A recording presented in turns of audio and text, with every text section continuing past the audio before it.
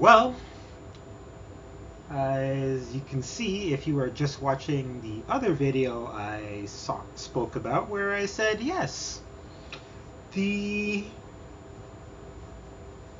recession will be starting sometime soon. Well, I guess when it starts, there won't be any reporters to report on it. Because the entire journalism industry in freefall. Taylor Lorenz vlogs the death of MSM as BuzzFeed insider and Vice jettison assets. Corporate media is on life support, driven to cut costs by sagging ad revenues and waning appetite for propaganda. Layoffs and restructurings are happening all over. Earlier this week, the LA Times laid off 120 employees, around 20% of its newsroom.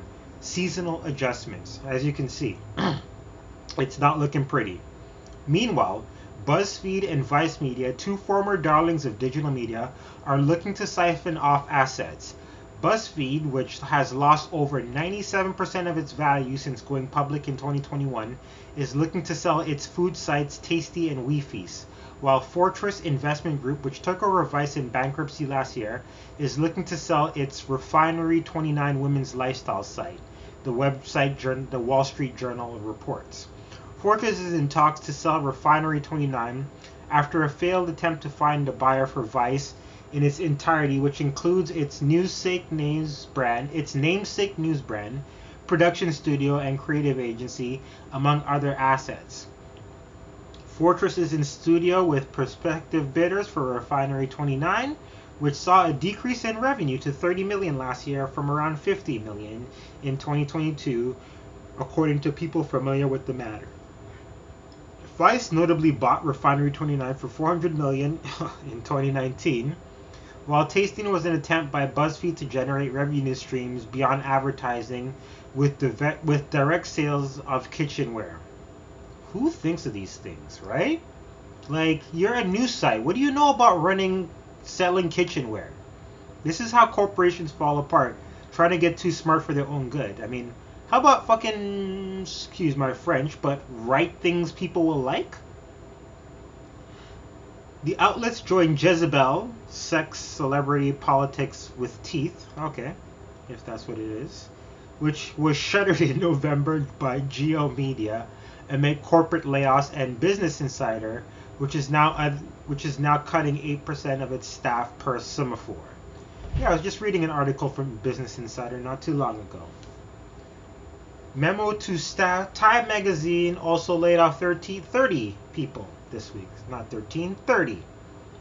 Memo to staff from Time magazine CEO Jess Sibley, announcing the cuts, saying the company has digitally reduced our expenses, but there's still more work to be done. Oh yes, more risks, more expenses to be cut.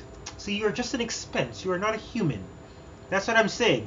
What, you think that these people are going to stop making Time magazine's going to stop? Who do you think's going to be making those articles, huh? Who do you think's going to be on these computers? Oh, maybe they should just put the Chat GPT logo on it.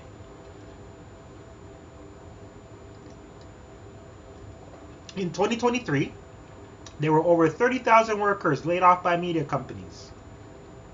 Yes.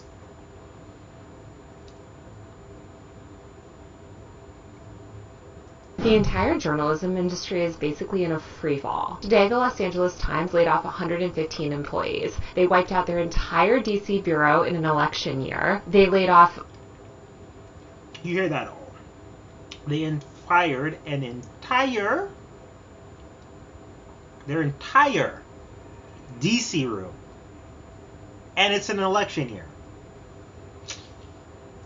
Pretty much all of their sports teams. They killed their entire tech and business section. They laid off breaking news writers, social media editors. The list goes on. But what's really dark is this is just the latest in months and months and months of layoffs in the media industry. In fact, tens of thousands of journalists have been laid off in the past year. Major media companies like BuzzFeed News have completely shuttered their news operations. Time magazine also just laid off a ton of people, and Sports Illustrated basically shut down last week. Pretty much the entire digital media media ecosystem that myself and a lot of other millennial journalists came up in has been completely hollowed out. And it's not just digital media sites. Local news has been obliterated. The newspaper industry is cratering. Radio is essentially dead aside from NPR, which has been gutted. Meanwhile, hundreds of workers at Condé Nast, the parent company of pretty much every major magazine from GQ to Vogue to The New Yorker to Vanity Fair, are on strike because they're also facing impending layoffs. Even mainstream national media outlets owned by billionaires like the Washington Post, where I work, and the Atlantic, where I used to work, have done layoffs.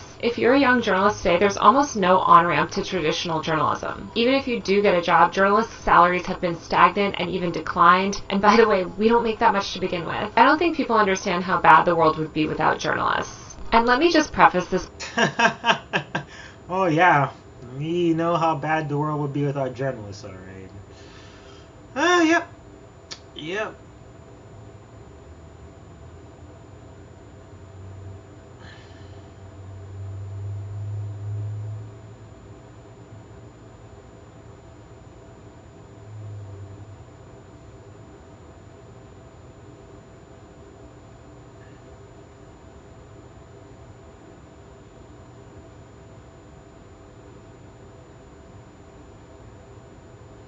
Oh yeah, she lied about Johnny Depp and Amber Heard, eh? Well, yeah, you hear it. And chances are, more layoffs are underway. Because they said around 20%.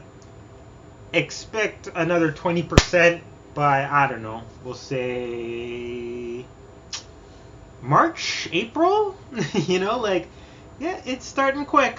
This is how, like, it goes. But you can see, for some people, the recession already began last year. Because if you're a journalist and you're fired and you start going around looking for jobs, and all the other news organizations, media companies, they're looking to fire, they're probably not going to be hiring you. So a lot of people have been just probably trying to start their own podcast, which I've noticed now. Like, I've seen Colin Cowherd and all these people trying to start their own podcast, trying to get their own shows up and running on YouTube. And I'm now starting to see why. And it's because no one knows how the shoe is going to drop.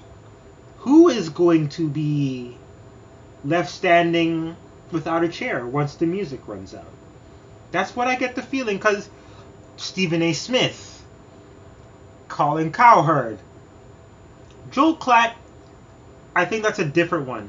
That's a different kind of, because he does his through Fox. He is the face of Fox, so I don't think him and Gus are going to be affected. But you could see that, you know what, the end of the pundit show, like the Stephen A. Smiths and the like, they'll probably have a few, so they'll probably keep the Rich Eisen show and see you later Colin Cowherd, see you later to some of the rest. Like, you know, they just won't need all of them anymore, because they're all becoming almost redundant. So him and that other one who's always terribly wrong, all the terribly wrong people, they're just gonna get shown the door.